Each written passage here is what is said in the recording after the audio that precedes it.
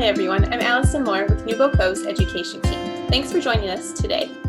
Today's tutorial is going to be on using a broadcast message block within Scratch to control different events within your program. The broadcast message block is helpful if you're wanting to have control of specific timing of different things in your program or have several events happen that are based on each other. So I'm going to go ahead and share my screen so that you can see how to do this. So the first thing you will want to do is to log into your Scratch account. You'll go to scratch.mit.edu. If you're new to Scratch, you'll select Join Scratch. But if you've been here before, go ahead and sign in. Now you have the option to either start a project from scratch or to open up another project and continue editing it. I'm going to show you a project that I've created to demonstrate how to use this broadcast message feature. And then to look at the specific code, you'll want to select See Inside. All right, our theme for this week's Coder Dojo is going to be on exploring. So my project has to do with exploring space. To show you from the beginning, I have an astronaut, and she's in outer space, and then I have a star that's moving around. A couple of things that I added to this program that you should notice are I wanted to be able to control her movement using the arrow keys. So those commands are over on the left. My left and right arrow are controlled by using the motion of the move 10 steps blocks. And then up and down is going to be with my up and down arrows, but changing the Y position by 10 pixels each time. So you can see that I have control now with my arrow keys to move around. I also have a sprite that is a star added to this program that's moving around in a random position. To show you that code, it starts with the flag, and then it's moving around using a forever loop so that it continuously repeats and just goes to random positions. So this code right here of glide 1 second to random position is controlling the sprite's movement. Every 1 second it switches and goes to a different spot. All right, so what I wanted to happen in this program is I want my astronaut to have to catch a star. And then once she touches the star, I wanted a different event to happen or to be triggered. So to do that, I'm going to use that broadcast message block. And you can see right here, I have this code started to be able to show you. So when I connect them, what's going to happen is it's starting this loop, meaning that it will always be checking, or it will forever be checking to see if this happens. But if my astronaut touches the star, then she's going to broadcast a message to the computer or to the other sprites to have something happen.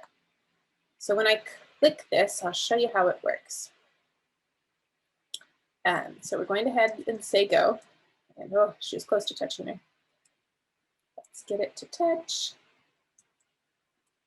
All right, then you could see that she touched the star and my background changed. So now I'm in a spaceship instead of being on the planet. Another thing that you'll see happen is that my star disappeared and that she's just there by herself. To change or to get those to happen, so she broadcasted her message. The next thing I did was I wanted my backdrop to change. So to control your backdrops, you select the stage, and then you can put in the codes. There's codes that are specific to backdrops that are stored over here. So when the backdrop receives the message, so we broadcast it, and now when it receives the message, it's going to switch to the spaceship backdrop. And then I also have this one in here because whenever I restart my program, I want it to go back to the planet, so I switch it back to the space. A couple of things to show you in here is that you can have multiple backdrops, like I have two, the planet one and then my spaceship. Those are stored here in the different tabs. You can see that I can switch back and forth. All right, you'll also notice that my star disappeared. And again, I used the broadcast message block, which is over in control. In events. And when the star receives the message that they've touched, the star is going to hide so that we're no longer able to see it. When we begin our program, the star reappears with the show. So let's look at that once more. The star you saw bounced up and then bounced back and touched her, and the star then disappeared and our backdrop switched.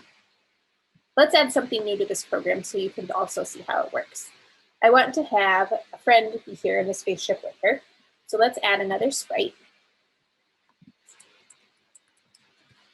And let's choose the rocket ship. So the robot. And when the robot is here in outer space, we want the robot to be able to greet our astronaut. So we'll have our robot be here, but our robot can't appear until it receives that message. So when the robot receives the message, we will have it appear. So that's going to be with the show.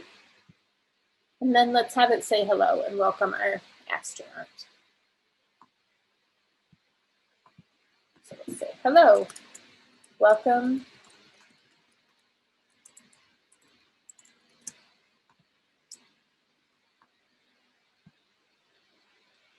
And then when we want to start our program, so when the green flag is clicked, we don't want our robot to appear.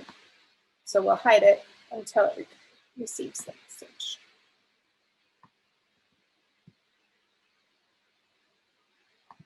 All right, let's go back to the beginning and check to see how we're doing. So we have our astronaut, she's here.